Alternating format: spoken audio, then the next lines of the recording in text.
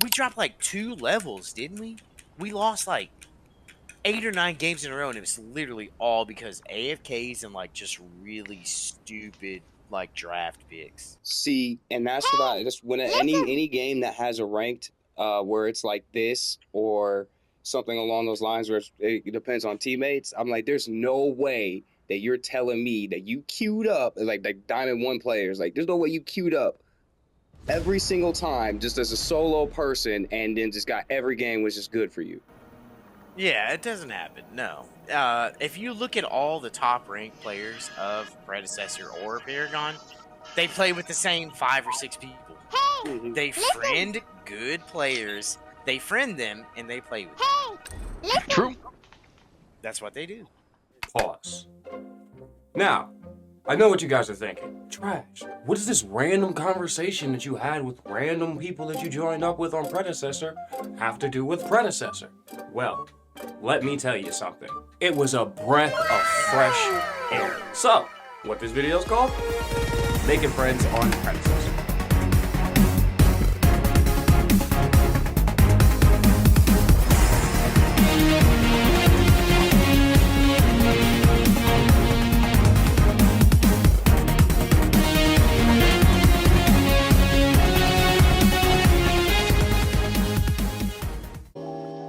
Don't forget to like and subscribe for this and similar content. What's up? It's your boy Trashboat the Goat back with some more Predecessor.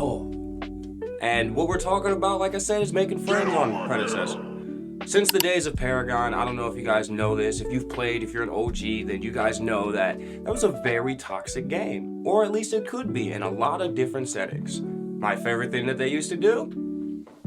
Good job. I wish I had the clips and videos and things like that of Paragon because, man, you could see how great that game really was. But it did have that negative aspect, that toxicity. You know, a lot of video games, multiplayer games especially, have that. And Paragon was not immune.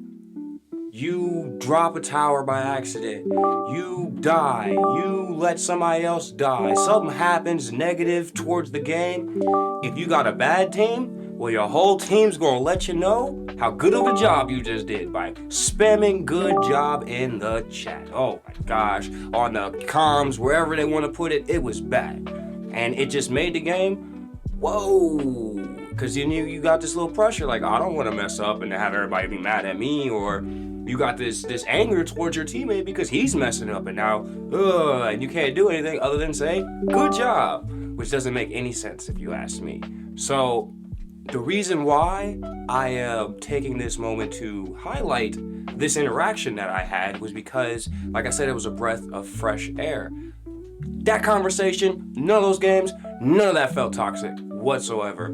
It was real natural, it was real cool, meeting people, talking to them, playing a couple of games, you know, taking dubs, taking losses. It doesn't matter what happens as long as there was no toxicity with it. And them opening up the voice chat could have been very, very, very bad.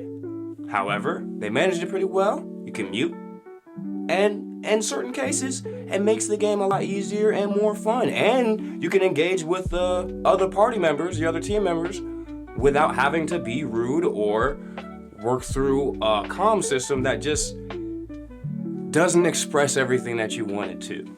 Now, I know that just having the comms on there and being able to talk to everybody isn't going to take away from toxicity, because unfortunately people are people and people like to be mean and rude for no reason, especially when they're losing and they feel like crap. So I think the best option is to remain a positive player yourself.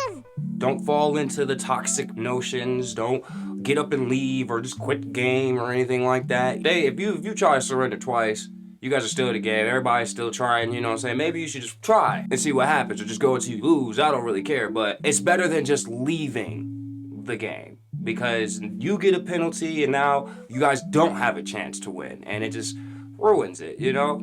I think just being a good player is what's going to make the game stay alive, as well as keep it from being as toxic as it used to be, because that community was horrible. It was just, ugh. But, you know, I don't really have anything else left to say on the topic or the subject, anything like that. So I just wanted to go ahead and thank Rev, Easy J, and Faith for giving me some really fun matches. That's what's going on in the background right now. Unfortunately, we had lost the first one we did, but we did come back and got the dub, so that's all that really matters to me. With that being said, if you guys feel like this game is very toxic, or it's not toxic, or it's getting better, or you know, you just don't interact with people at all, let me know in the comments, because I feel like the more people we get interacting and everything like that, the more changes we can get, the better chance the game has to not die again. And then on top of that, you know, you're part of a community now. Like I said though,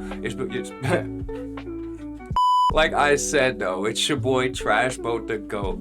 I hope you guys have a good one. Catch you next time. How's it go? Ain't no sunshine when she gone. It has to stay no home. In the time she goes away. In the time she goes away.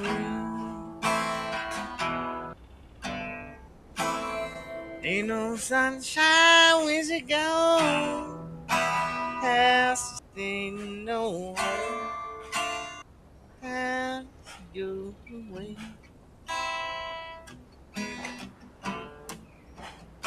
Got it. We're locked in, chat. We're locked in. We're locked in, chat. Damn. Hey, listen!